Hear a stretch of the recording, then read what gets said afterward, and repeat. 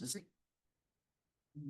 couple of synopsis of that, so there's a lot of, I think our church. Stillion. Oh, I love That's that. wonderful. Yeah, she was one of my volunteers at CASA. We'll find our way in, and Betty, and we're going to share you guys. Right. Hello, everyone. Morning. Thank you for being here. We'll go ahead and get started. President Mark. Oh, your last name. We're gonna share you Minnear, so I guess. Started at 10:30. We've got a lot to cover. So we've got a lot to cover, so we can chat when we're done, but there's a lot of great information to share. I'm Tracy Hyatt. I'm the Director of Philanthropy with Yampa Valley Community Foundation. Thank you for being here. This is the second in our donor education series for 2025. We will be offering a donor education session about every few months on some different topics that are of interest to the community, on issues that people want to learn more about. And donor or food security was one of the top issues that people wanted to learn about when we did a survey of community members earlier this spring. So our first session we had done on affordable housing with the city of Steamboat Springs with some policy priorities. And this is our second. So I hope that you will find this informative, maybe eye-opening. I've heard some surprise. We had a session yesterday and there was some surprise about some of the statistics and information that was shared that food security is a real problem in the Yampa Valley. So we're glad you're here. We hope you take something away. For those of you in the room, there is coffee, water, soda waters in the fridge. Please help yourself, make yourself at home if you need to stand up and stretch your legs at any point, or the restrooms are right outside here. So please take care of yourself however you need to. And we'll just jump right in. So I am Tim Wohlgenant. I'm the CEO of the Yampa Valley Community Foundation. Thank you all for coming in person and on the phone. I want to do a quick sound check for folks on Zoom. Karen, if Karen is still there. Hi, Karen. Can you just come off mute and tell us, and then say something, Karen, so we can check your volume? Good morning, I'm Karen from Love Inc. and St. Michael's Community Kitchen. I have a little input for them. Excellent. Thanks for joining us, Karen. We'll do introductions of the other panelists in just a second. I want to talk about the format of this discussion and also introduce staff and board members in the room. So with us from the Yampa Valley Community Foundation, in addition to Tracy Hyatt, who, as she said, is Director of Philanthropy and also serves as our representative on the Food Security Watchdogs group, which you'll hear about. So Tracy has a background in food security now. Jenny Campbell is our Communications and Scholarships Director. Greg Hamilton is our Director of Grant Making, and Camille Sachs is Grant Making Manager. Grant Making Manager. Thank you, Camille. Camille joined us in January. I'm still trying to get her title straight. So thank you all for joining. Format, what we're going to do is, oh, and also Paula Cooper Black is a board member and a emeritus board member, has been with the organization since the beginning. Are there any other? Oh, Nancy. Hi, Nancy. So Nancy Mucklow is another one of our board members and treasurer of the board right now. And there is a sign up sheet, so I'm not sure where that is. If we could circulate that and just make sure you sign in if you haven't already, that would be wonderful. Thank you for. So format, what we're going to do is break this big topic into about 4 different sections. We're going to start with sort of a context setting and data piece to define terms, so we're all familiar with what we mean by food insecurity, and lots of other terms and acronyms, which Melina will do, and others are free to jump in on that. We will then shift toward talking about the resources that are available right now in both Routt and Moffat counties, the barriers to people accessing those resources, and then close with what's the role of philanthropy? What can philanthropy do to help address the gaps in need that are here and you'll hear about. With that, I want to turn to the panelists and ask you to each introduce yourselves. So Melina Bricker, I'm the Assistant County Manager, Interim DHS Director, and I have the pleasure of serving on the board. I'm Sue Fegelein. I'm the Executive Director over at LiftUp. I'm April Sigman. I'm the Executive Director of the Routt County Council on Aging. Good morning. I'm Mark Minnear. I'm part of the heart of Steamboat Springs Methodist Church, and we're going to talk a little bit about the kind of services we provide. We've got a very nice thing, some good things to educate folks on. And then you heard from Karen, who will be on the video from Love Inc. And Karen, you also mentioned you'll be representing faith community up there. Well, it's St. Michael's Community Kitchen, and I don't know if this is the place for it, but I figured I would add some statistics for them. Excellent. Okay, so what we'll do is we'll start with Melina, we'll set the stage, and Karen, feel free to jump in or indicate that I want to try to pull you into the panel discussion as much as possible. So feel free to signal to us that you have something, or just jump. Okay, Melina. Melina's going to walk through this PowerPoint. So Yes. Okay, and so we will be talking primarily about Routt County statistics, so that's a good place for Moffat County to jump into. So just a few definitions. So when we're looking at food insecurity, this can look like a variety of different things. Could be skipping meals.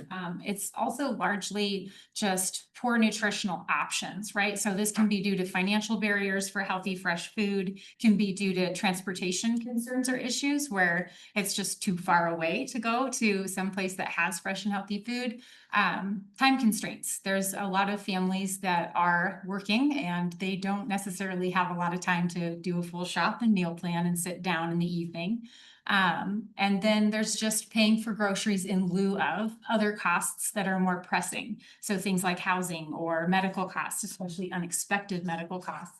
You see those being put to the side or potentially not fully paid for because people can pay for food, but they can't pay for those larger bills. So this brings us to this idea of the working poor. So people who are employed, households that are working, but cost of living, lower wages, and just life in general is preventing them from having food security. So that also tips into data, right? It's hard to capture really concrete data points when people are robbing Peter to pay Paul in one sense and trying to just make ends meet. oh, I want to say one other thing. If you all in the room or online have questions, feel free to just indicate.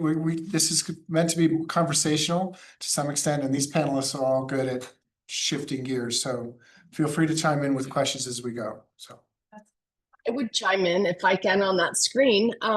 In Moffat County, we also don't have public transportation. And so that is definitely a barrier also on people being able to get to some of the food resources. thanks, Karen. So just as a quick overview, Routt County does experience higher than average costs. So when we look at grocery costs in Steamboat Springs, they're a whopping 39% higher than the state average. Yeah. And so we'll go into that a little bit more, but data right now from the Colorado Health Institute and Feeding America says, there's 9 to 12% of Routt County residents that could experience food insecurity. When we were doing our data capture with the Food Security Watchdogs group, we found that this is just insufficient data, right? So it's capturing largely pounds of food that are being distributed and tracked. And I don't operate my grocery budget based on how many pounds of food I'm going to buy. And so you can see that there's the issue of nutrition and choice and fresh produce, and all of that is not necessarily captured. So when we did our data, actually, let's skip this one and then go back to it really quick. One more forward. Let's go one more forward. Sorry for bouncing around. So we found that somewhere between 25 and 31% of Routt County could legitimately be food insecure. So when we were trying to measure this, we looked at how many meals are being provided. We did meals rather than pounds of food. So meals can be meals served in school during the school year with the free lunch for all. It can also be faith-based organizations or like the Council on Aging providing meals, hot meals, or even delivering frozen meals. So we did our best to capture how many are being provided and then looked at households that were at a 300% federal poverty level and below, and then looked at household size as well. And so establishing how many meals would be needed and then how many were provided revealed that 380,536 or around 25% of a gap. And so now we can go back to definitions. Sorry, thank you. There we are. There we go. So these are some of the terms and phrases you're going to hear throughout the panel. And so when we say SNAP, that is just, you might hear that as food stamps. It's really modernized. It's just a regular card now, an EBT card. So there's a lot less just scrutiny or stigma for people that are using that. Just looks like a regular card. There is the WIC program, which is Women, Infants, and Children. And then, of course, you might hear the word TFAP as well, which is that Emergency Food Assistance Program. You'll also hear food banks and pantries. So Sue will talk more about that. The difference being that most of the smaller food banks are technically pantries that are offering these food resources. What percentage of both SNAP and WIC is provided by the state and by the federal government? What percentage of the, excuse me, the population? So County. it depends. So there's varied levels of eligibility, right? So you get a certain number of benefits for a certain level of poverty. And so right now I know LiftUp serves 15%, is that right, of the county? Approximately. But I'm asking what's funded by state and what's funded by the federal government to fund the Oh, for program. SNAP specifically. Okay, so what's funded? I'm so sorry, I'm not understanding you. So are you asking what percentage of SNAP comes from the feds versus the Exactly. state? Okay, so this is one of those things that's going to change, but has not been confirmed. So these benefits come directly from the feds and the state, and there's a division of allocation based on if there's federal changes and they take some of that back, that falls to the state to be able to fill that gap. That allocation has not been confirmed by the state yet. So that's coming this summer, and we anticipate there's going to be quite a drop. So that will mean fewer people eligible. We don't know the dollar sign impact quite yet. Thank you. Do they, when they do that, I'm just curious, right, your slide says it's 130% of the FPL. Does that mean they lower that eligibility, like to decrease the number of people who are eligible? Is that how they would reduce the access? Yes, so there will be some eligibility changes. There's also twice as many eligibility checks that will be in place next year. So that looks like more administrative costs for local government. So with the eligibility standards changing, there's also not just the FPL level. It's also whether or not they are working certain hours or if they're able to work. Eligibility also is going to be touched by disability designation. So I don't know that the FPL is going to change. Do you know that yet? I haven't heard. Okay, again, one of those unknowns.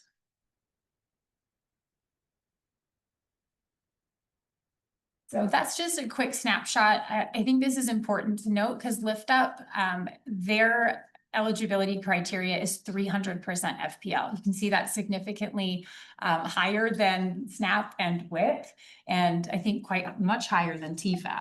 TFAP is 200. 200, yes. So you can see where LiftUp is acting as a good nonprofit should, and that's filling the gap.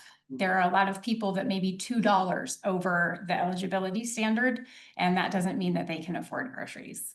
So organizations like LiftUp that are increasing that eligibility standard are really, really important, especially as we are looking at potential changes to those eligibility standards. So this is one of those little snapshots on the increased costs around here. So if you have a 4-person family, you could be looking at buying groceries in Steamboat with a budget of about $2,300 a month for fresh produce and healthy choices at a grocery store. That is an enormous cost for many, many people. And for those that have multi-generational families, or they are taking care of elderly parents, or they have multiple children, you can see how that could grow exponentially. What's the recommended portion of your budget that should be allocated to groceries? That's a really good question. So we know that the housing's a third, which nobody can do.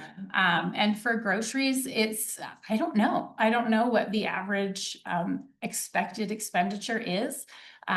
This is based on existing data. So for 4 people, this is about the average that they're seeing being spent. So whether or not that is what it should be, or not.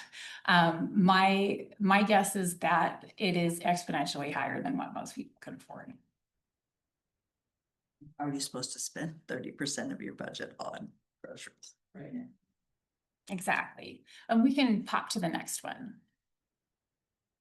So when we looked at those meals that were needed, we did divide that up between these areas within Routt County. You can see, of course, Steamboat is going to be the most populated area. And so that tends to be where there's just more data available, but the need in the outlying areas is sometimes greater.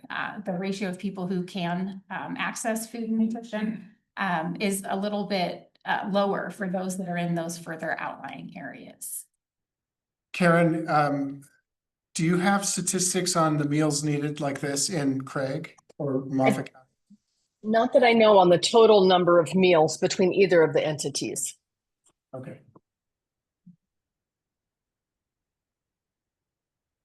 So we can go to the next one. And the next one. You can see I overdid this. And so I just want to point out a couple of these peripheral impacts. So you are going to see a lot of health impacts, right? So higher rates of chronic disease.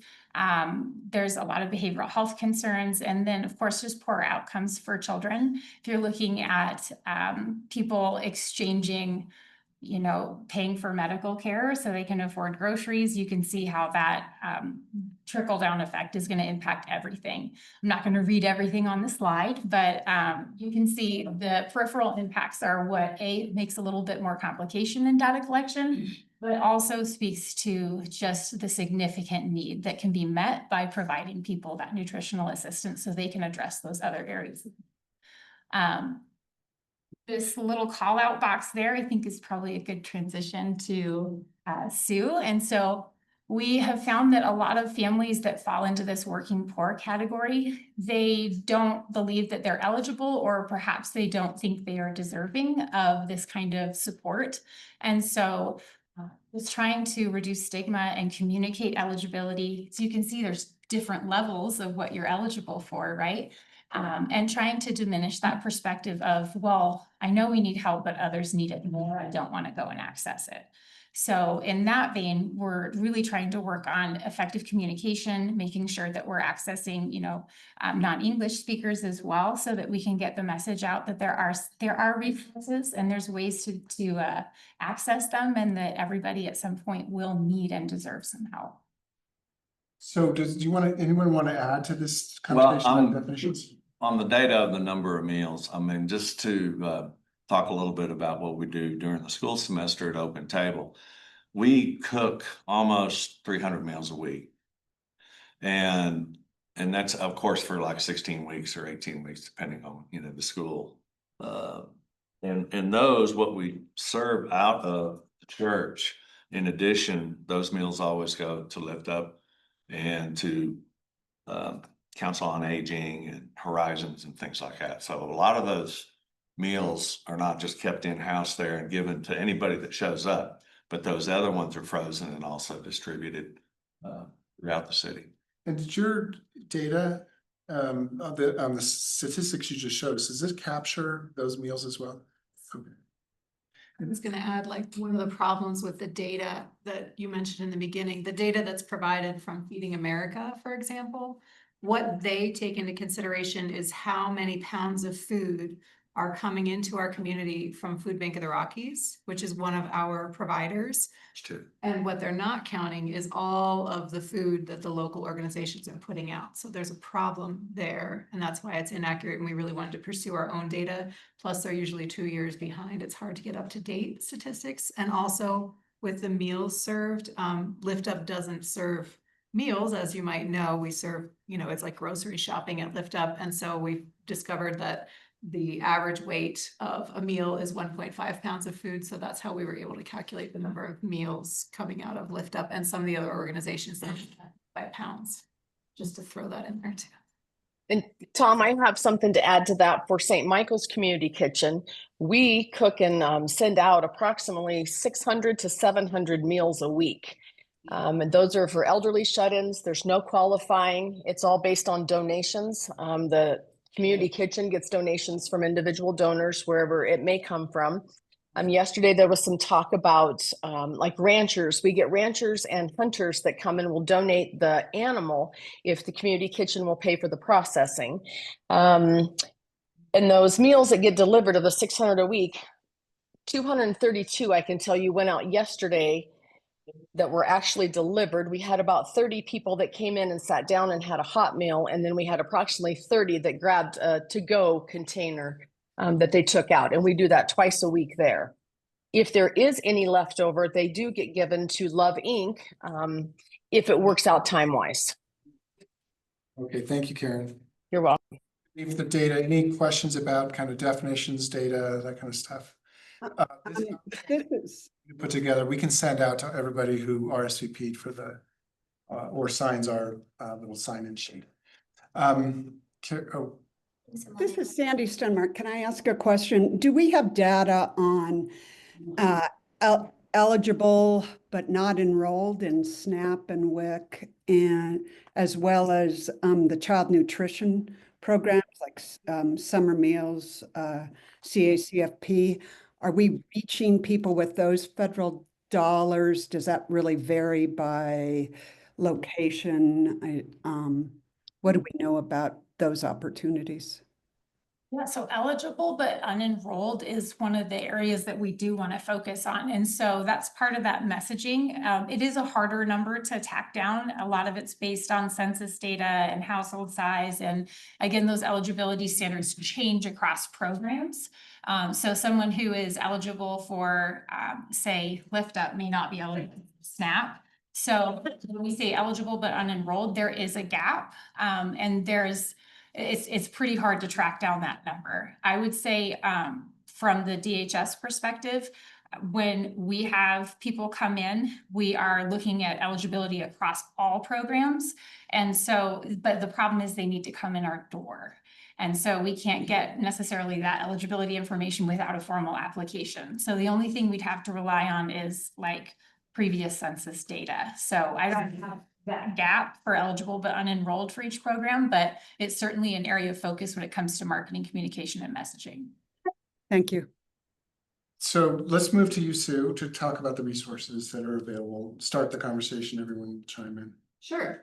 So I think Tracy may have sent out the Routt County Food Security Watchdogs article.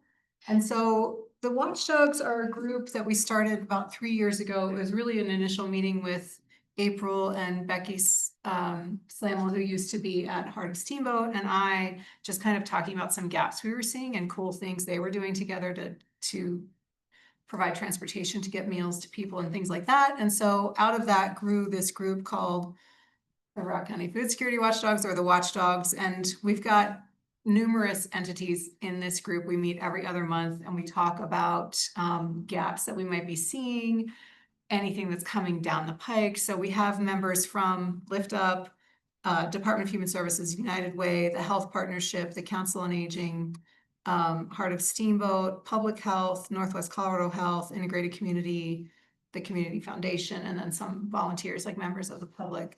And so there's people in different areas who might be able to say, hey, I heard this is coming with SNAP. How are we all going to prepare and things like that? And another thing that we try and do twice annually is put out an article, which is really more of a list of where people can access free and reduced cost food that season.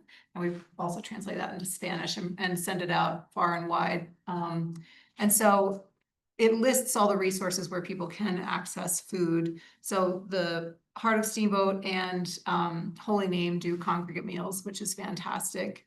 And they also at Heart of Steamboat, which Mark will talk about a little bit more, do supplement. They kind of supplement our Rocket Pack program with snacks for kids when teachers need more snacks. We've got LiftUp, so we have 2 food pantries. Technically, they're pantries, one in Steamboat and one in South Routt. And then we're also putting a if you've been out front of Heart of Steamboat, you've seen what they call a blessings box, which is like a box for food where anyone can just walk up and grab non-perishable food and walk away. And they've got one at the Congregational Church in Hayden as well. And then we're going to have one in Oak Creek outside of the library. And then there's going to be one also in Yampa outside of their little town office there. So those are some resources. Also at LiftUp, we have our Rocket Pack program, which is healthy snacks and summer lunches for kids. In the school year, this past school year, we were serving 729 kids a week through that program. We work with all the schools in the district. We have a great group of women from Heart of Steamboat who come in and put the snacks together based on our menu, and then volunteers and bring it out to the schools. And then the teachers themselves give it out to the kids. And it's a great program because any adult can sign up, any child. So it's usually teachers and counselors and nurses signing kids up and administering them for the program, because they're the ones seeing the kids not eat during the day. And that number of children this year was 100 kids higher than the year before, which was really interesting. So that program is growing. And then I just want to add real quick, sorry to go interrupt. right Well, the snack program that we also initiated in the last year is working through the teachers. And so we found out that the teachers spend a lot of money on snacks during the school year. And so what we've tried to do at Heart of Steamboat is twice a month, we ask the teachers to come in and pick up snacks, free snacks, and take them back to their classes. And so they come in, I think it's every other Tuesday and Thursday of the week. That has grown to about 100 just in the last few months. And our networking of teachers is where we're looking for people to continue to grow that way. And we're starting to get more 100 students okay. were served snacks by various teachers. I And think that's just in the summer, did you say, or is this? that's all year. That's all year. Yeah. I mean, there's a point here right now where we're not getting it, but they go through the end of the semesters and then start up a couple of weeks before school year.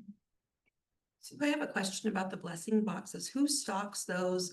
Can people drive up and just, put their food in, or is it more restricted, like LiftUp stocks them or churches stock them? Where does that food come from? Well, Heart of Steamboat stocks. Yeah, it. we stock it a lot of, I mean, we get stuff, we're very fortunate to have a lot of folks that, provide us budgeting for these type of things. We get a lot from Amazon, and we have a group with a young lady, McCarthy, yes, Alicia works that, and she's in charge of making sure that they're stocked. We order those through the church office there, and then Food Bank of the Rockies also takes a few items there, and that's how we stock it.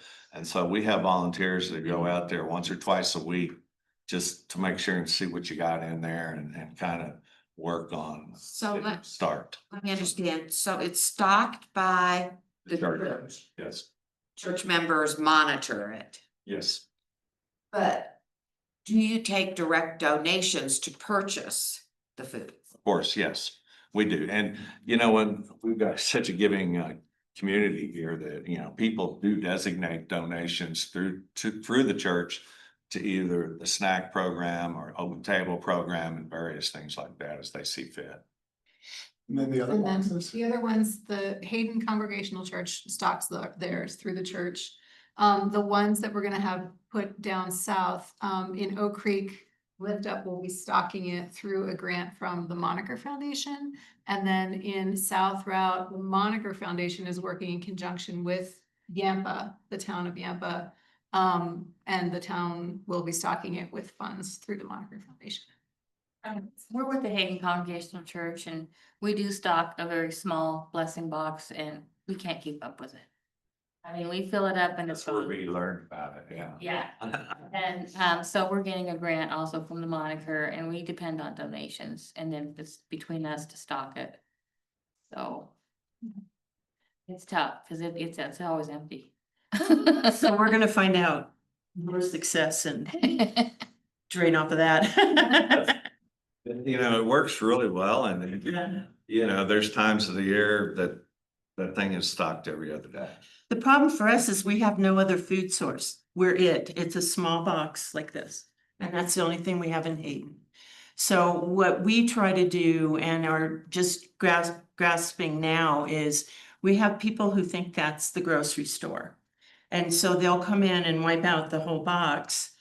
And then we're trying to get the word out. If you need that much, let us know and we'll refer you and get you better help, rather than taking the individual meals. And you can tell when they're taking everything, obviously it's empty, or when people are using it like they we would like to see them use. Grab and go. Grab and go is what we're intending for. So we have a lot of donations and people do drive by and put things in. We have to monitor because some of those things we can't leave in there, but that's where we're at. And Monica came through that article in the paper and looking at us, and we also received a grant recently. We're now deciding what do we want to do and how do we want to be when we grow up. So that's what we're looking at. Why don't you keep going on? Yeah, so other ways to get food. LiftUp also does the government programs you heard mentioned earlier, the Emergency Food Assistance Program and CSFP, or Senior Boxes, or Evergreen, or Everyday Eats. That one they keep changing the name on. Those are available to folks at varying levels of federal poverty level.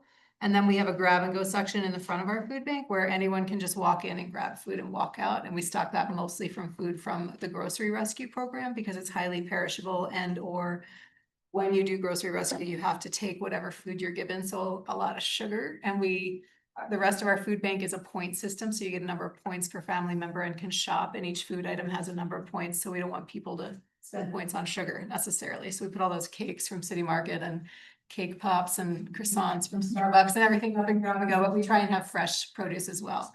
And then we've got the Council on Aging, of course, who does their congregate meals as well as Meals on Wheels, which April will talk about. Boys and Girls Club provides a lot of snacks and food for their kiddos. The schools also, this year, they were able to do free meals for all. It's supposed to be free lunch. And I believe breakfast for all in the Steamboat Springs School District. The breakfast, they don't have the staffing to do it. There's the money, there's not the staffing, so they've been doing just snacks. But that's something. So the schools as well. So the school district in Steamboat is not providing lunch, breakfast. Is that Correct. They're providing snack items. Do they provide lunch? They do. It's free for all the kids. I will tell you that they're very small. Having 2 teenagers in the school district, I know that personally, but we hear it a lot also. And the fact that our Rocket Pack numbers, very small portions. The fact that Rocket Pack is up by 100 kids, I think speaks to that as well. The kids are still hungry after getting that free food. And the free food is great, but it's, pros and cons. So I think that's pretty much it as far as local resources where you can get food. You can also do your SNAP benefits at the farmer's market, which is fantastic. And then the public health has been doing Cooking Matters classes, which are great budget-minded cooking classes. And the people who participate can then take the food home with them and stuff too. So that's a great program also. I think just to add just some clarity around, so when we're talking about like emergency food assistance, that's 200% federal poverty level, but like in real terms, that means a household of, excuse me, of 4 cannot make more than $5,358 a month. So when we look at a potential $2,300 a month grocery bill and a $5,300 a month income level for qualification, you can see where people are just running into huge gaps. And they still get points and can only shop like once a month, right? Like, Right, so we do once a month and twice a month for fresh produce. They can access the grab and go section every day. But LiftUp is supplemental, like we don't have the budget to provide everyone's food for the whole month. and you can't live on sugar every day. Right, and we don't just put sugar in grab and go. We do, we have great providers. We've got bread, Smell That Bread, the Bagel Company, Walmart, City Market, Safeway, KFC. Sometimes you create some produce like apples or whatever. Yeah, so that's interesting thing, Sue. Talk a little bit about where you get what your sources for food. Sure, so our budget at LiftUp for food this year is 308,000, I think, Carrie. So Carrie's our interim food bank manager, so she knows very well. And our primary place where we purchase food is Food Bank of the Rockies. We do get some donated food from them as well. We work with Cisco specifically for produce because it's consistent and comes right to our door. We used to just send people and go to City Market and things like that. And it's inconsistent and the cost varies and it's a staff thing. And then we do creative sourcing, like Costco can provide a lot of the snacks for Rocket Pack. The dollar store can provide a lot of condiments and things like that. So we shop for prices. We do price comparisons all the time and shop a wide variety of vendors to get there. And then, of course, really heavily depend on food drives as well. And you've probably seen our proto drives for fresh produce drives once a month at City Market. Those make a big difference because we give lists of what we really need. They go a little beyond fresh produce some months, but they provide us, and then also people donate financially at those too, so that helps us purchase more food. And then April, do you want to talk about what you guys are providing in? Routt? Yeah, so at Council on Aging Services, we don't have any income restrictions or requirements. So all of our services are for anybody over the age of 60, and doesn't matter your income, because we find that there's as people are getting older, a lot more barriers rather than money. And sometimes that's the transportation, the ability to grocery shop, the ability to cook for themselves. So anybody over 60 in Routt County qualifies for our meals. We have 3 dining sites, one in Hayden, one in Steamboat, and one in Oak Creek. And we do provide transportation to those dining sites. So we'll pick people up, they'll come to exercise classes, they'll stay for lunch, they'll stay for bingo.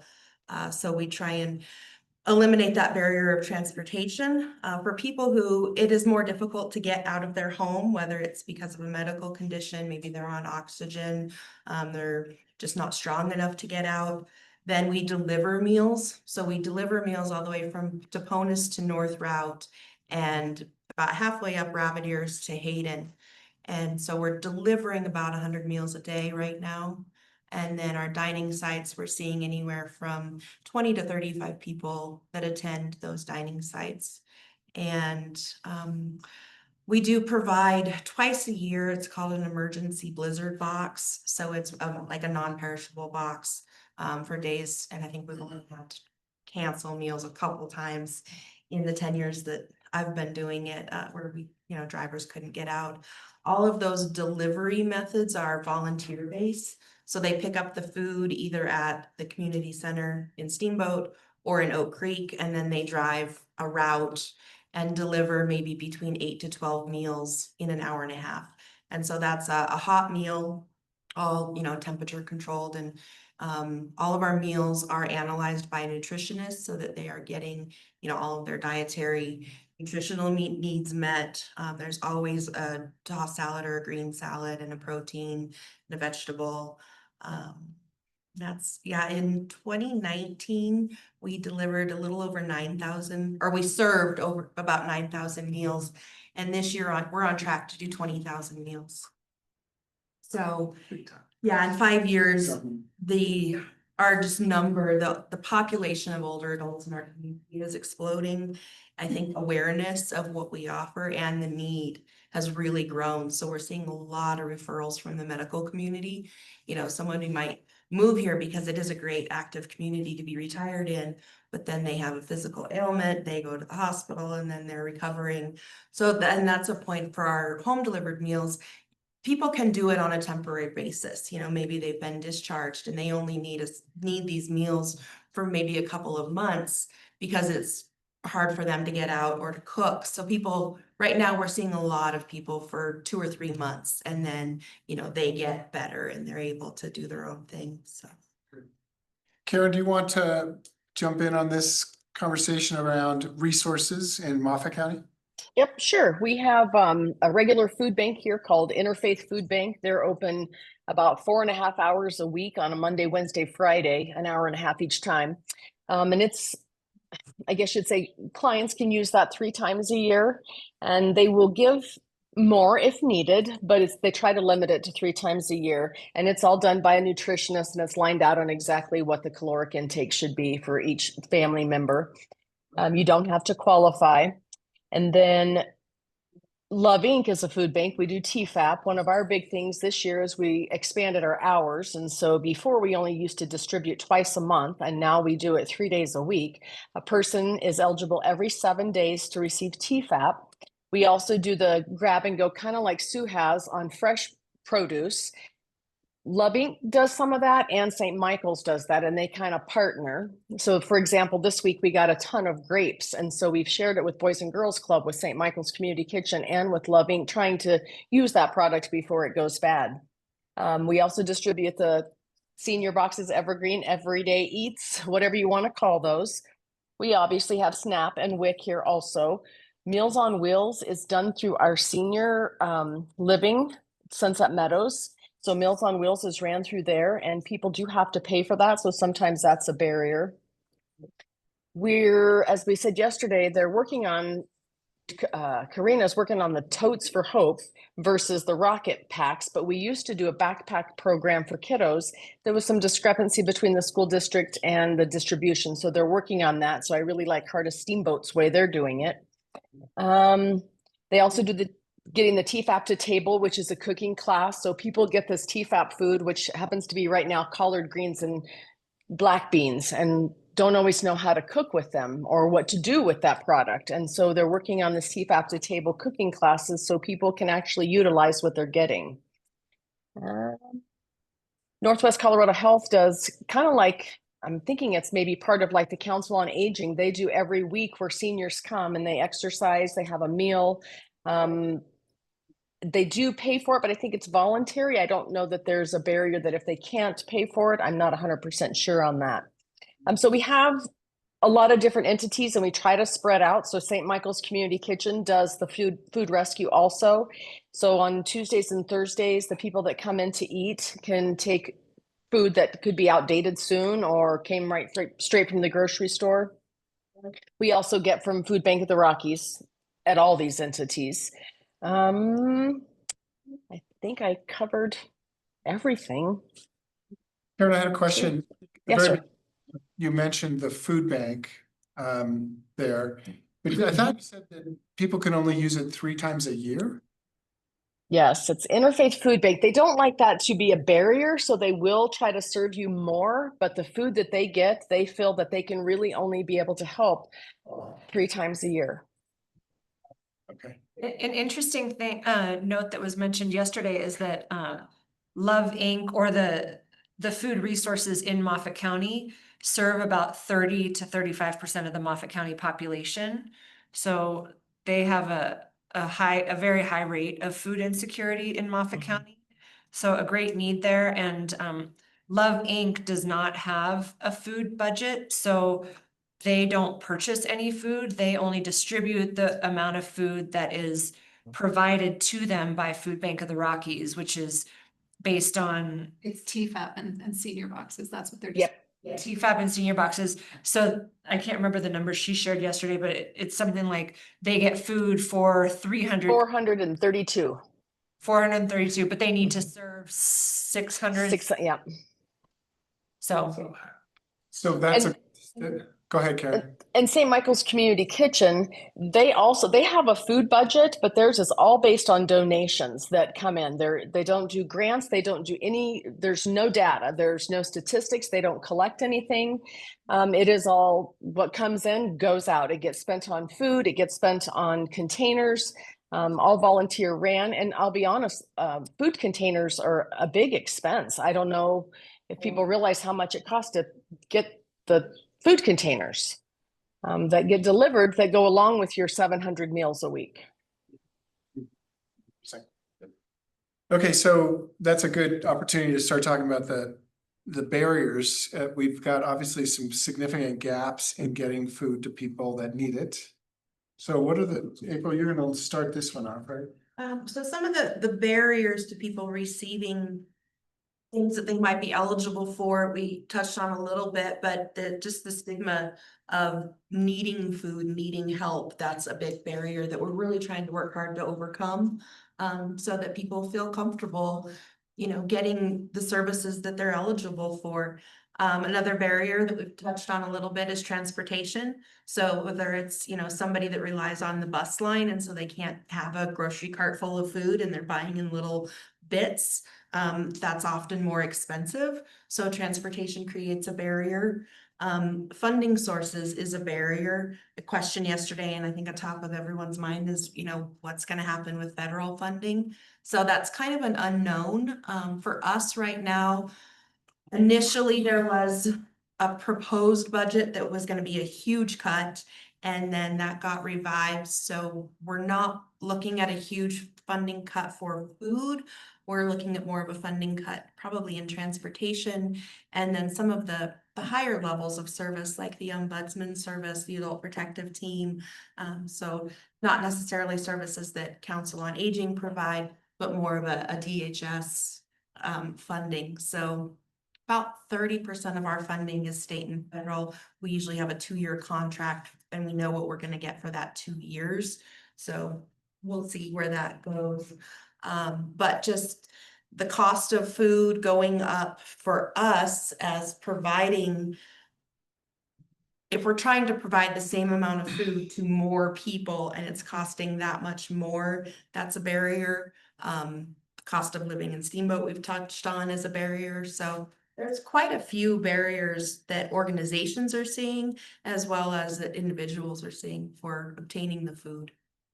Do you want to speak to what the watchdogs are doing around the stigma issues? Yeah, so one thing we're focusing on as one of our goals for this year with the watchdogs is we're really trying.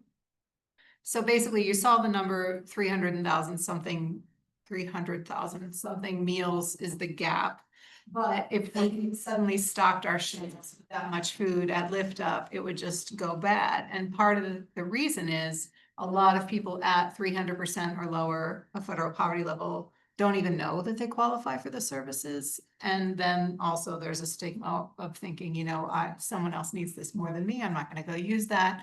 So one of the things we're focusing on with the watchdogs is shared messaging, 4 basic taglines that are along the lines of, you might be surprised that you qualify. And we're all trying to put those out there this year just to try and inform people that they might qualify and not even realize it.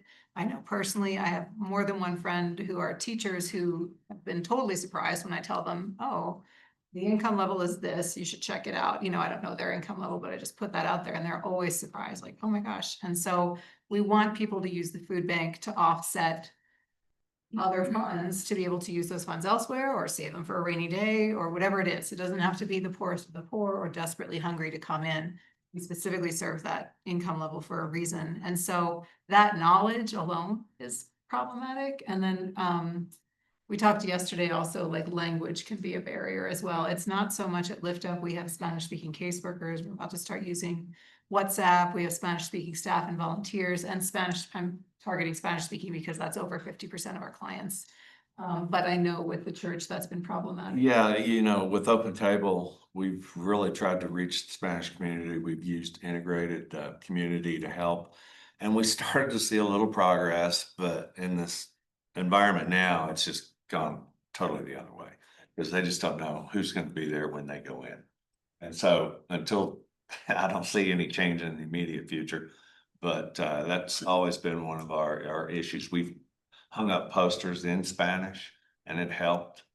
And so, trying to really advertise this, I've gone around to every building in this town and put them up. But so we'll see how this graduate, how it keeps going, and maybe it'll get a little better.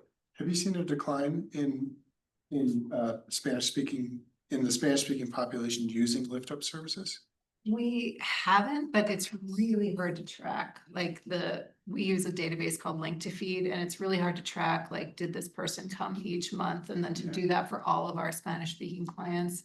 I know anecdotally from staff members that people are staying home and they might be doing their shopping and then going right back home, or doing the shopping where you get it brought out to your car and go right back home. I just met with Jerry at Integrate Community about a week ago, and we were talking about, like, because I had talked with someone from Heart of Steamboat and talking about, would it be helpful to have volunteers who would go pick up the food for Spanish speaking client and then bring it to their house.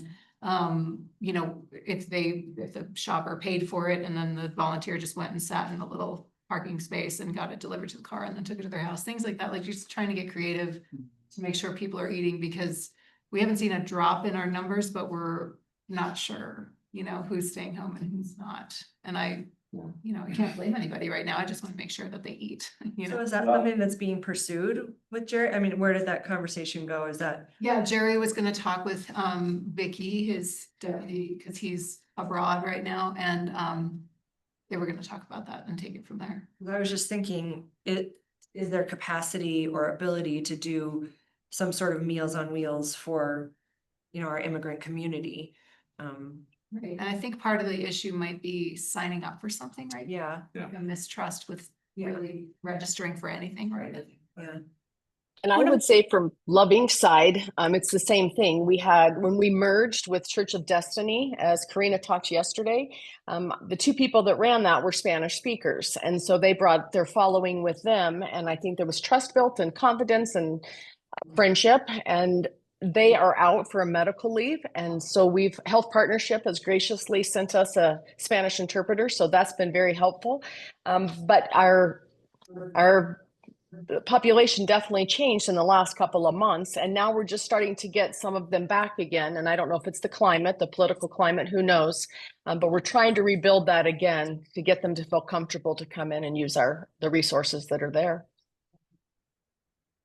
One of my concerns is with the information that's coming from Health and Human Services at the federal level is the opportunity for our undocumented community to access anything that is taxpayer funded. So that's medical care, that is definitely, and that's a concern for me because of children, a big concern. And I don't know where that's going. I work in both the Steamboat and the Craig community. I'm a physician assistant. And so I deal with undocumented patients every single day. I don't ask them that because I don't care. But I don't know how that's gonna roll out and what's gonna change and what there's, so there's gonna be, I'm concerned that there's gonna be a lot of really detrimental changes to our undocumented population. And one thing, LiftUp is not government funded, so they're always welcome in Routt County to come to LiftUp. However, you said one of the barriers is signing up.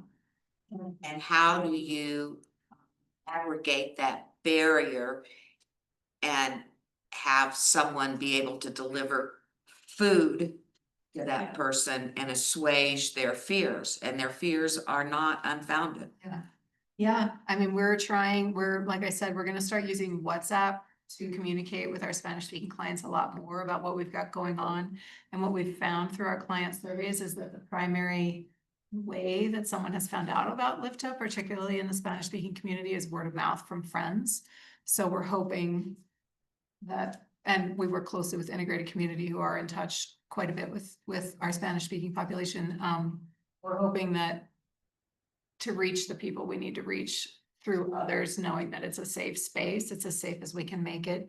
And you mentioned yesterday that you allow proxy shoppers. Yes. So are you advertising that as well to those? Yeah, well, that's something we're gonna be putting out on WhatsApp. We try and tell people verbally right now, but we do, like, someone could send a friend to shop or a volunteer. It's the same thing, though, they have to sign up, because we have certain things we have to report to. But people could send someone to come in and grab stuff from Grab and Go every day, excuse me. I'm with CMC and we have a food pantry on campus. And we do, in order to kind of really relieve the stigma, we don't require students to sign in or anything like that. It's open, they can just walk in and take what they need. So for Spanish speaking students, that is one way that we can get more food to them, we know. But we have anecdotally also seen a drop in Spanish speaking enrollment at the college. And particularly those that are signing up for FAFSA or government aid because they don't want to do the paperwork. Right. WIC and SNAP are government funded, and WIC is from birth to 5 years old. That's a really critical time in a child's life, nutritionally. So is that proxy shopper, is that something that you need volunteers for, that LiftUp needs additional volunteers for, or is it traditional, like by staff? It's usually people prefer to have someone they know, and we haven't seen a huge jump in demand yet, but we might. So, yeah. I have a really basic question, which is what's the difference between a food pantry and a food bank? So Food Bank of the Rockies is the main food bank in Colorado, and they're in all the states. A food bank is a really large organization that then can distribute food to food pantries. That's the simplest way So to. LiftUp is a food pantry. Mhm. Oh. Do you do any sort of, or has this been done of potentially like a mobile market? To, go to the dense populations of, this community, and then is that a good way of doing it, or is that something that you all have thought about? We have thought about it. We used to have a food pantry in Hayden. We consistently only had 2 shoppers at the food pantry and a large number of Hayden folks shopping at our Steamboat pantry because they work in Steamboat. And so staffing wise and everything, we eventually closed the food pantry in Hayden because it was only 2. We might have to revisit that. But we did a food truck basically in conjunction with Food Bank of the Rockies for a little while. But it was a different circumstance and it wasn't wildly successful. People, again, there's a stigma to walking up to a giant Food Bank of the Rockies food truck to get your food, so we have talked off and on over the years about a mobile pantry, and Love Inc. got a grant for some mobile foods. I've been talking with Karina about different ways we could partner in that regard. So it is a conversation, and then it's looking at if people would be open to that if we rolled into different communities, but it's a definite conversation. What have they done at Steamboat Ski Corp? Like, haven't they had some kind of an event? Like, Yeah, when that is was Food Bank of the Rockies. That's Food Bank of the Rockies that just. They went in twice, I think, last winter and just did like a supplemental food truck. And Those people have to qualify, or was it just walk up and get our food? I think They have to be a Walk up. and so they did not have to be Ski Corps employees or any of that kind of stuff. correct. Okay. One suggestion I have is that so many of us shop at Costco. And one of the things that, in fact, we did it like 2 weeks ago, was try to access your website to see what your needs were this week. And we couldn't find a list of sort of foods that you could use while we were there that we could purchase to donate. So I have that list. I mean, we don't, and it doesn't change weekly, like that would be too much, but we have a list we change because we give it to the churches every month. This is our need. We could put it on the website. It would make sense because, and then get the word out. Because so many of us in the community we're in Denver for hockey or soccer, and parents stop at Costco, or they're in Edwards for something they had to do in Vail, and to be able to access that. Sure, that's a great would be idea. really helpful, because the things you tend to buy might not be the best choice for what your client's needs are. Yeah, that's a great idea. I'll do that today. And then maybe Erin, did you wanna- maybe monthly, put it out on social and just say, hey, BTW, if you're out and about, here's our list, just our link to the page, because people forget about it. And it's just kind of. As a resident here, if you provide your address, what it is, I could just have it delivered there as easily as I have stuff delivered to the house. Hey, Karen, do you want to jump in? Yes, I wanted to jump in and tag on to what Sue was saying about food delivery. Loving did get that grant, and so they were able to purchase a van. So they deliver TFAP and or senior boxes out to Rangeley and Dinosaur, which is 90 miles to the west of us, to those underserved communities that were not being able to have any food resources. So that's been a really nice thing, and hopefully eventually will expand. And then the other thing I failed to mention is Food Bank of the Rockies does come and do a distribution on their own out at our fairgrounds one time a month also. And people do not have to qualify. They literally drive up, get a hand in a box, and then they can drive off. Is that the commodities? Yeah. Delivery? Yeah. Yes. I'm familiar with that from patients. Great. Anything else on barriers that you want to touch on? My question also is, you talked about the stigma and how do you get people around that stigma, the thought process of somebody else may need it more. I'm embarrassed to need it, that sort of thing, so that children and basically humans are fed.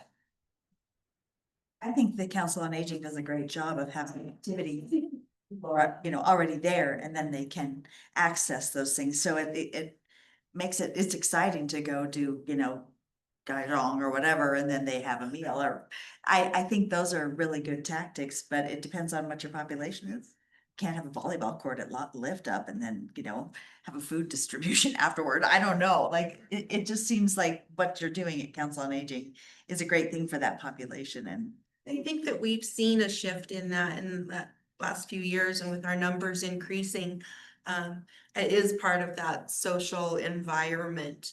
I used to hear all the time, well, those meals are only for poor people, or I'm not really that old, I can't come down there. But our average age has really come down, so we're seeing a lot more younger clients. And they feel like they can come down for the food, but also the excuse of being social. Well, I'm coming down for mahjong, so I might as well eat before. But then when they're sitting there eating, they're talking about their prescription costs and their medical bills that have all gone up, and the grocery costs. So I know that they need the food, but there's something else that's a distraction from the food, I guess. So that has really helped shift that stigma for us, and in a sense made our numbers skyrocket. Right. And I mean, for us, we're gonna be working on marketing in that regard. It's always been a challenge ever since, I've been in this role 8 years, and we've been talking about it forever. Particularly in certain areas, like in South Routt, it's a very strong stigma against taking help. One thing that I've said is just consistently providing the messaging that we are here and this is what we offer. And that's part of that, getting the knowledge out about the income level, like letting people know they even qualify. They might not even realize it. And then I always try and, I said this yesterday, but nobody wants to go to the food bank. People who are at the food bank don't want to be at the food bank. It's stressful and it's embarrassing and it's hard to take help. I try and be very gentle when I talk to people about it. And one thing that I've said repeatedly, even to friends, is, if you've ever donated any clothing to LiftUp or anything from your house, you have fed somebody, and it's okay to take a turn sometimes. Maybe you need to switch it to neighbor helping neighbor. Yeah. Because this community is filled with people who are generous with their time, with their energy, whether they can afford to help or not. People show up, and people show up of, all different socioeconomic, when there's something happens, somebody has a fire, whatever, people show up. Maybe we need to reframe the whole idea around food assistance is to neighbor helping neighbor. We're helping you now because we know you will help us. That sort of way to help people understand that we are neighbors helping neighbors. To what April was saying, I think what made the Council on Aging lunches work, when we first started out, when I came into it, I didn't start it, it was going, there were maybe 5 people, and now on a slow day, we'll see, and I'm in Hayden, we'll see 20. But why it worked is because friends were asking friends, to what Paul is saying, that we need to make sure if we can drop it down a little bit to the personalization level, they're gonna respond to us. So no, I don't know how to make that work other than to talk to my neighbors. But again, there's still that, we were talking about it, oh my God. But I think that's what made those lunches work. I mean, it was just people calling each other and saying, hey, you're going, right? Or you better show up, to do that, or I'll come get you, that kind of stuff. So I think that's why it worked well for us. Also just normalizing the reality that everybody needs help at some point. So I know there's been, so recently we were asked board members were asked if they wanted to chat for the social media channel for LiftUp about why they serve on the board. And it's very hard to be vulnerable, I think, but it's very, very important. So part of what I wanted to share was that when my huge family relocated here for family needs, we got hit with 1,000 different things when we relocated.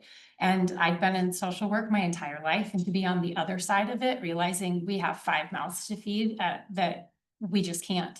And we have a house that everything just broke when we bought it, and we cannot afford it, and we were not prepared for an almost 500-inch snow winter.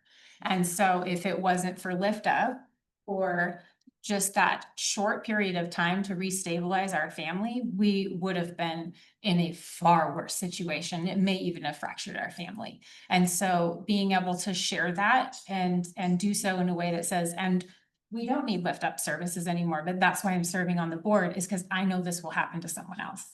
And so just normalizing that and then saying this isn't a handout, it is a neighbor helping a neighbor, because eventually we're all going to be in a situation where we need someone.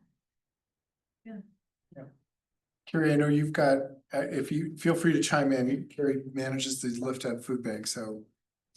Or LiftUp food pantry, I should say.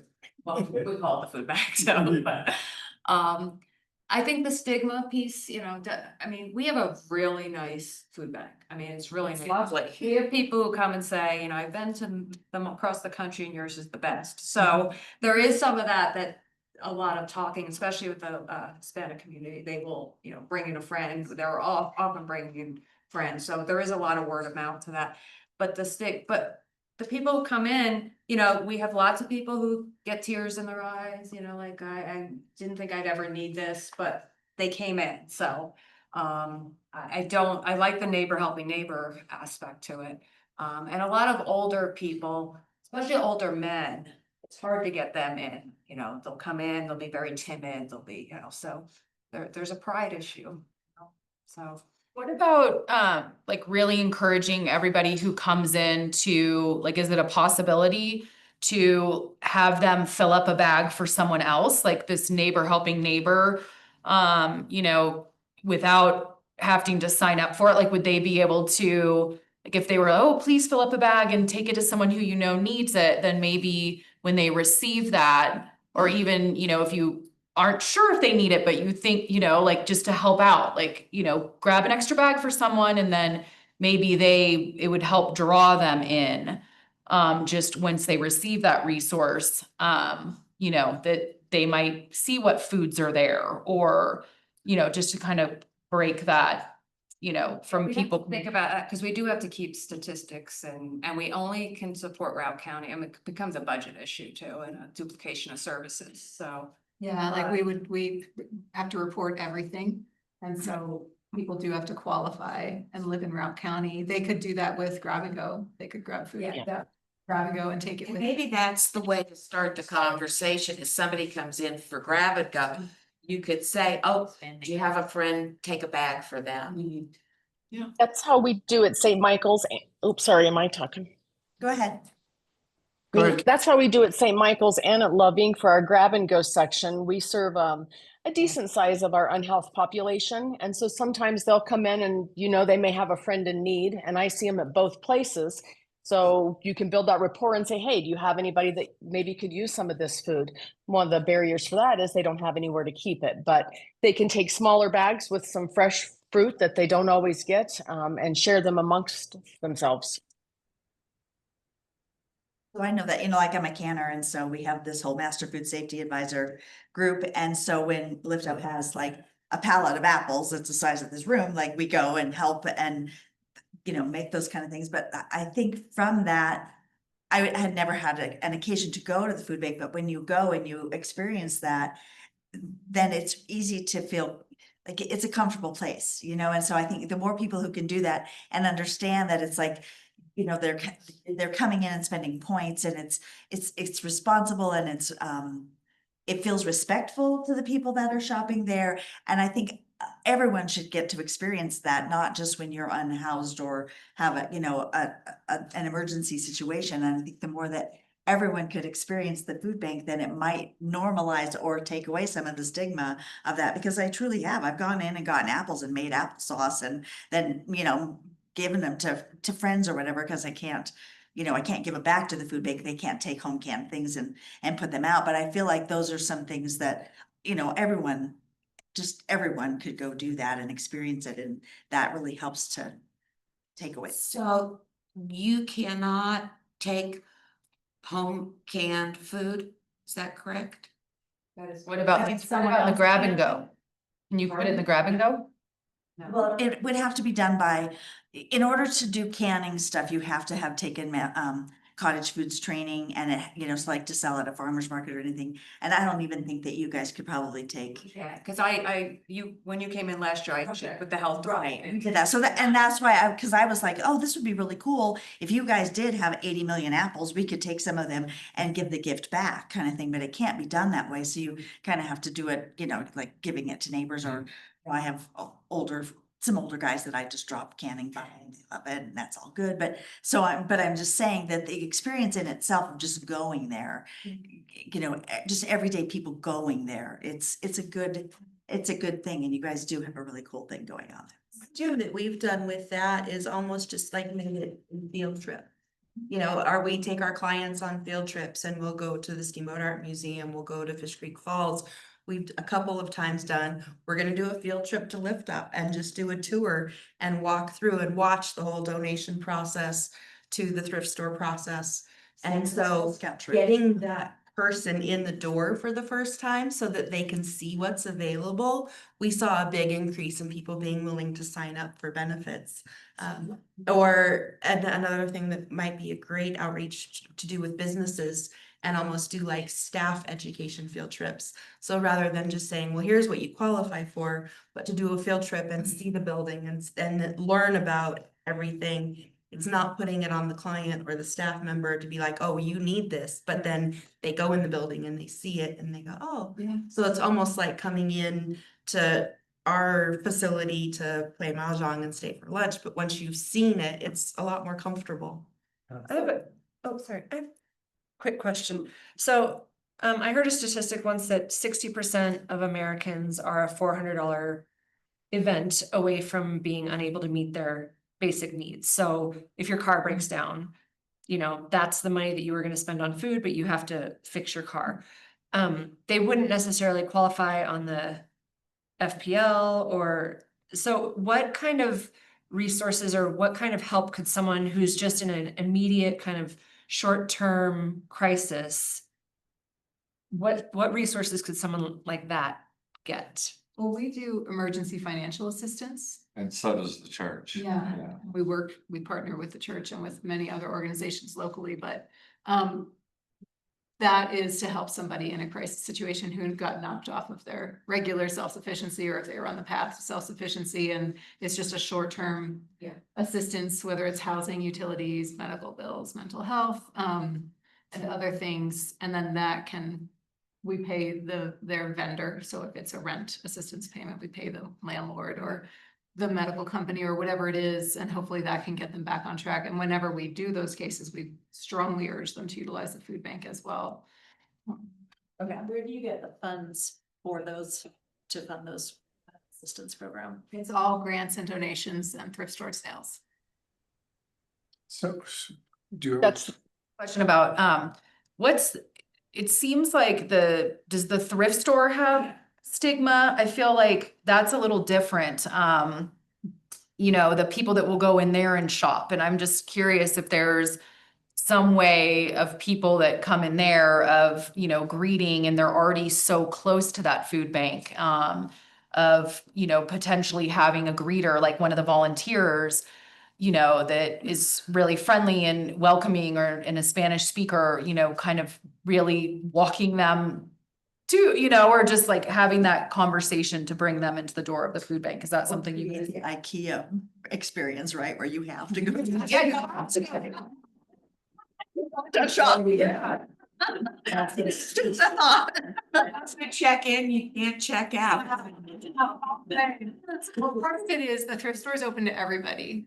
There is a stigma as far as people who aren't in need thinking they can't shop at the thrift store. We want everybody to shop at the thrift store. Everybody has all sorts of economic. We do, but I do hear people sometimes say, I didn't realize I could. I thought it was for low income. And so we're trying right now to get more messaging into the thrift store so that people know about the food bank, but we wouldn't want to presume somebody would want to or would qualify for the food bank. So just that messaging. And we did experiment with a greeter, and we're going to do that again. And we do have 2 or 3 at least Spanish speaking staff members in the thrift store at all times. So, But just with like a simple marketing piece that, you know, did you, if this is your income, you qualify for the food bank, you know, Yeah. or something, like just something very simple to get that difference of population that you guys are needing, you know, that is the gap. I You know, that- shop at the thrift store, so if there was a little infomercial thing there, it's like, hey, you know, if you're just like quantifying it, like, hey. Even a did you know?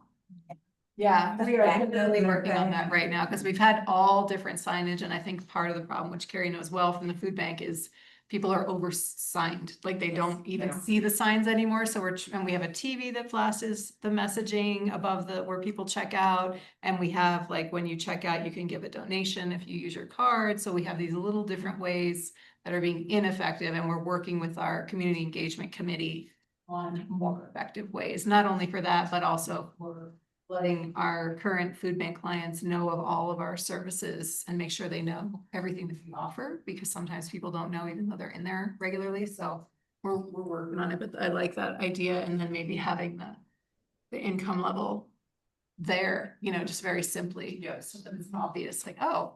And out their bag. Yeah. And how about, so I noticed you've added Saturdays, some hours on Saturdays. So, does the donation thing, does it truly fuel this food thing? Or, and it seems to me that the barrier is that you don't have enough people to sort all the stuff. If you were open 5 days a week or even, you know, whatever, is that the issue? I mean, because in the donation center, I feel like people are like, oh my gosh, it's hard to donate to LiftUp. It's hard because I have to meet your hours and they don't. So, but it's obviously fueling what you've got going on, right? Right. And so with. Or the do you see a need to donation center- increase that more even? We need more space. So the donation center is open Wednesdays, Fridays, and now Saturdays.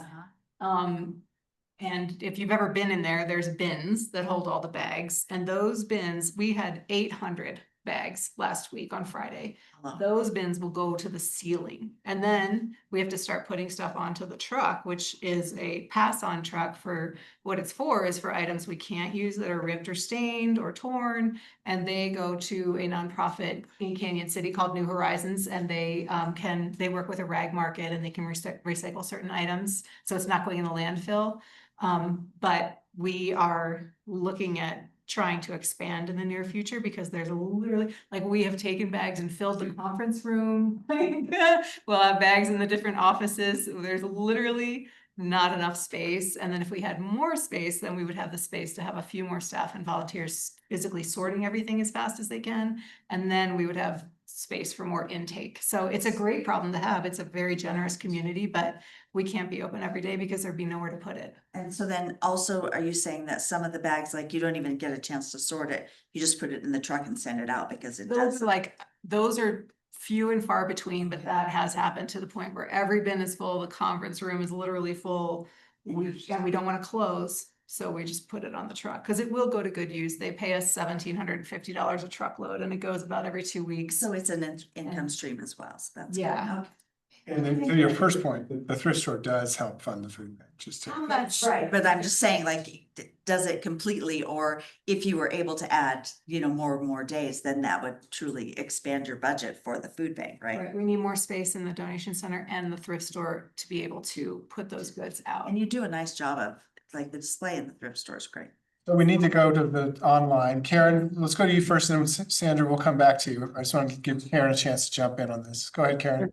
And we're like Sue in a lot of ways, but different because our community budget center downtown is our thrift store. And so they sell and do things and they offer emergency assistance for housing, utilities, whatever may be needed. Love Inc. doesn't sell anything. They get theirs all based on donations and grants. And they do the same thing, the emergency assistance for different things. Our community budget center does not do food resources, so then they send them our way. We all partner together, and health partnership has played a big role in that also. Yeah. Thank you, Karen. Okay, Sandra. Listening to everyone and listening to the constraints in Steamboat with the high cost of food, therefore many won't qualify for the federal nutrition assistance programs. I was wondering whether people are messaging the tax credit programs. Like Get Ahead Colorado does a really good job on helping connect people to both the state and the federal tax credits, which have been demonstrated to decrease food insecurity. And it's really complicated because it's changed from year to year. But this includes the recent increase in the state child tax credit, or it's called the Family Affordability Tax Credit, as well as the Earned Income Tax Credit, which any working person is entitled to. And that would put a lot of money into working people's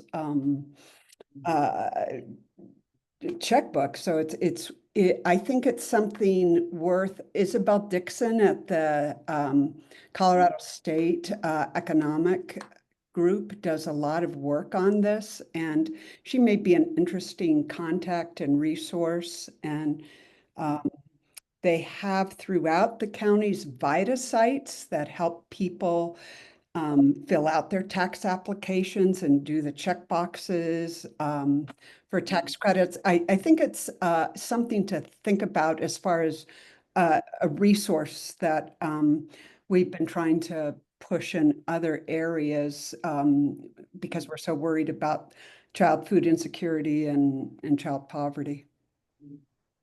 Anybody want to comment on that? I think, yeah, what that's speaking to is probably also an area where the larger community can help is looking at it very holistically, because there's not going to be one silver bullet approach. It's going to be all hands on deck in every avenue possible. So we definitely just collaboratively want there to be no wrong door for people to walk in for services. So if you're going, I really need food help, great, let's get you food help also. Let's look at all these other things that could supplement. And so I know from like a DHS perspective, we're absolutely, if somebody is coming into our door, our economic security department is all about how can we exhaust every avenue to help bring you to self-sufficiency. And so the goal is that you don't need us.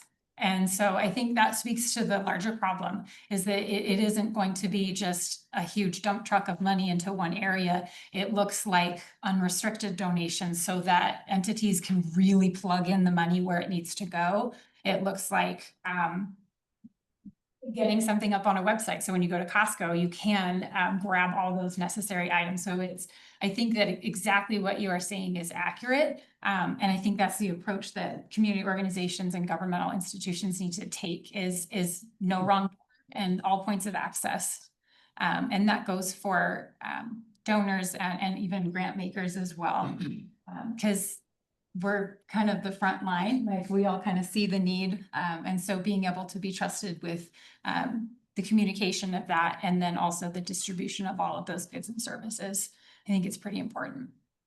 I want to ask one final question of all the panelists, but before I do that, a little plug for this issue of the tax credit. So Karen O'Connor, our finance director here at the foundation for the last few years, has led an AARP tax filing program to help people get their taxes filed and claim those credits. Because most people who are coming to those don't realize they have those opportunities, and it makes a big difference. It adds hundreds of dollars to a person's bottom line and usually they're filing for refunds, right? They're not filing to claim income.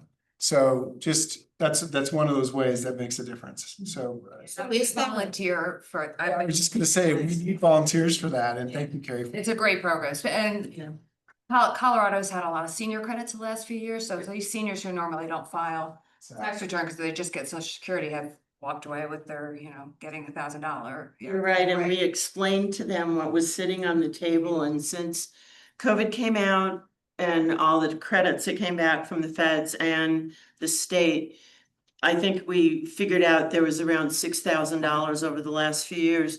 And I can't tell you how many seniors that I sit with went, oh, they're gonna find me. I'm not gonna file my taxes. I don't have to file my taxes. I'm under that number and I'm like, but why would you leave that money on the table? And they would rather leave it on the table than expose themselves to the government in a different way. And I was stunned by that. So the access is the name of the game, and that it is a wonderful program. And Is there a list of what every year, what qualifies, or the organizations that qualify? Well, so this is for filing income tax. Oh, for enterprise. Are you talking about enterprise income? So that's a different kind of, that's for donors. You have donors here. Yeah, there is actually, Routt County Economic Development Partnership keeps a list of all the entities in Routt County that all the nonprofits that qualify for tax credits on your donations. Yeah, we should do that. I want to get to another last question because we have 6 minutes left, and I want to end on really a note of what you guys are really looking forward to doing or excited about in your work. So, Karen, we'll start at the panel here and then end with you, okay? Who wants to go first? Do I go first? It's mean to go first because I take everybody. That's what happened last time. So I'm excited about the response to uncertainty at the federal and state level, because what that translates to is really galvanizing the local and making sure that we are sustainable as a community rather than dependent upon fluctuating and administratively driven changes. So I think my excitement is around tightening up all the local resources and making sure that we are giving local, living local, and really thriving locally and not dependent upon those external sources so heavily. Yeah, and mine's super similar. Like I said the same thing yesterday, just turning inward as a community and taking care of each other and not being dependent as much as we can. Some organizations are very dependent on federal funding, and it's an unknown with state budget, you know, what's going to happen in the future with that. But the meetings I've been having lately with other leaders on new ways to collaborate, how can we support each other differently? What can we be doing in this community to make sure that we are self-sufficient and sustainable going forward? Just new ideas are coming up, and it just feels really good to be a part of a very tight-knit collaborative community that you really can depend on each other here, and I'm excited. I'm excited about just all of our growth in our organization, serving more people, more awareness of what we're doing, and then looking at our future plans and creating a designated senior center, so that Routt County has kind of a senior home. Yay. You know, at the church, we've kind of tried in the past this pull to get people the meals and things, and we've kind of translated it into a push now. The highest distribution of meals that we did was during COVID, because all you had to do is drive through the alley, and no matter who was in the car, they just got meals. And so that's one of the things we're really looking at is even if it's another day or doing something else, because that was 40% larger just on the once a week. So we're trying to figure out how to emulate something like that. And then the other thing is really the snack programs, trying to get the teachers to come in and get these things, because, you know, and supplement what's going on with the rocket packs. But we're trying to migrate out of Steamboat a little bit too. So those are the things we're working on. That's great. Karen? Well, for me personally, I'm just excited to continue to hear the collaboration and serving our communities. I mean, however way we do it, feeding communities, if we can provide them with food that frees up something else that they may need to concentrate on. And it's just nice to know that there's so many partners in these events.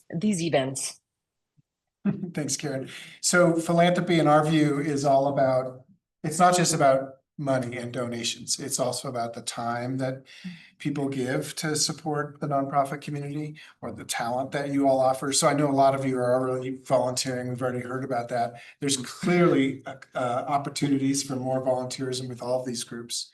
There's also a need for cash. So we've heard different opportunities for supporting the work that these organizations do, and just this food network. know, not just this group, but all the people who are involved in delivering food around the Yampa Valley. That's kind of it for us today, because we're right on time, so I'll let you guys go, but thank you all for coming and being interested. And let's all support addressing this problem. I should say. And I think you guys are perfect. Thank you, Karen. Smart, we just want to find out. Glad I was there.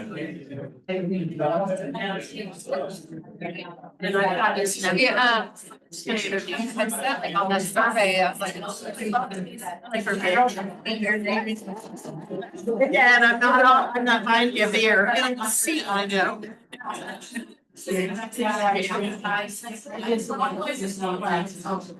Yeah. It's so much here. It's like, I know, we are. I guess the answer is we don't know yet. So I was like, okay, so we have that list of,